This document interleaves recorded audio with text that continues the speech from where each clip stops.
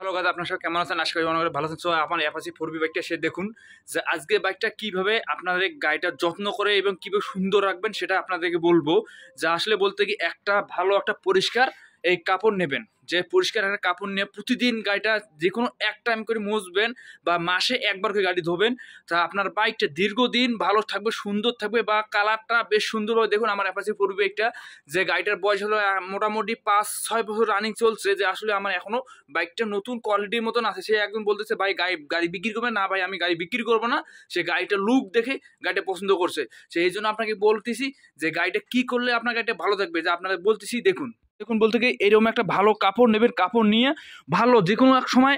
আমি কিন্তু বাইকটা প্রতিদিন মুছি এবং বলতে গেলে এখন রাত বাজে আপনার 12টা বাজে গেছে, সে এখন বলতে গাড়িটা এখন মোছামুছি করে আমার দোকানটা বন্ধ করতেছি।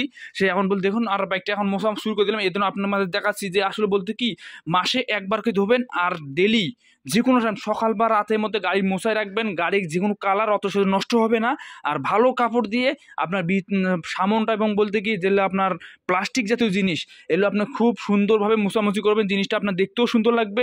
এবং বলতে কি দেখুন আমার গাড়িটার কালারটা আপনারা দেখতেছেন, আসলে বলতে কালারটাও এত সুন্দর লাগতেছে যে বলার বাইরে। সে বলতে দেখুন যে আমার কালারটা যে এখন লাইটিং করতেছে কালারটা, সেই জন্য আপনাকে বলতেছি যে আপনার বাইকটার মধ্যে যে কোনো একদিন যে কোনো সকাল বা রাতের মধ্যে গাড়িটা একটু ভালো কাপড় দিয়ে একটু মোছামুছি করবেন। গাড়ি ঝকঝকা, আপনার সারা জীবন গাড়ি ঝকঝকা থাকবে, কোনো সাইডে ময়লা থাকবে না।